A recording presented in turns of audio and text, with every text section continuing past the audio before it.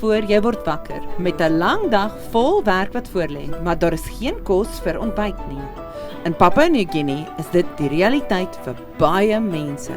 Hulle staan vroeg op en gaan uit die huis uit met 'n leë maag. Maar in een dorpie het iets buitengewoons begin toe 'n bediening hierdie behoefte raak gesien en honger in hoop verander het. Basies tussen 5 en 6 jag almal om werk toe te gaan. So ja, dit was die geleentheid wat ons eintlik gedink het dat ons kan benut deur voedsel te bedien. Daarom het ons besluit om gratis maaltye te deel gedurende die Sabbat.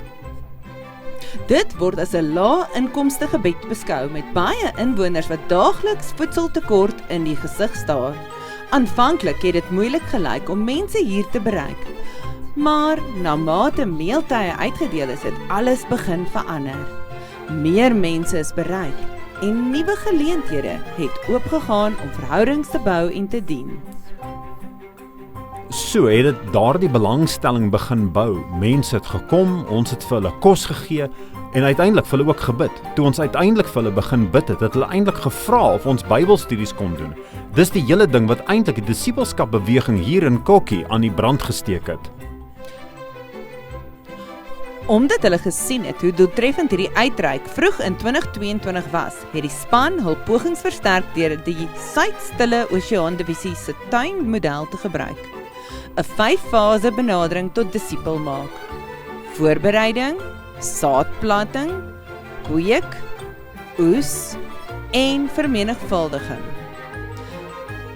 Dit het gelei tot meer as 400 dopelinge en na PNG vir Christus het nog 700 mense aangesluit, wat die lidmaatskap van die Kokkie Adventiste Kerk verhoog het. Hierdie kerk het 'n merkwaardige retensiekoers as gevolg van hul disipelskapsentrum. Wat ons hier in die disipelskapsentrum doen is om te verseker dat die lede wat tydens die oes en tydens die PNG vir Christus gedoop word, apart van die kerk gehou word. Maar ons bied die ondersteuning en koester hulle, sorg vir hulle en het hulle lief sodat ons werklik saam met hulle kan groei. Die disipelskapsentrum bied die program slegs vir 1 uur aan wat basies net die koestering en bevordering van daardie nuwe lede dek. So hier het ons ongeveer 400 tot 500 kerklede wat elke week Sabbat na Sabbat kom tydens ons programme hier. In hierdie disipelsentrum vergader 5 volwasse Bybelgroepe en 2 jeuggroepe elke Sabbat by die plaaslike regering se basketbalbaan.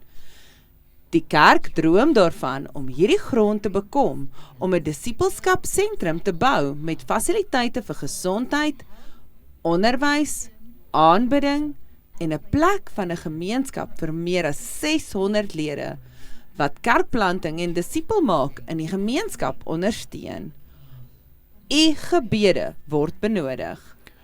Ons wil hê die wêreld moet saam bid, dat ons hierdie stuk grond kan bekom, sodat ons dit kan ontwikkel en 'n disipelskapsentrum kan skep, wat nie net mense kan inbring nie, maar ook mense vir die hemel kan voorberei. Dankie vir u gebede en dankie dat u sending ondersteun.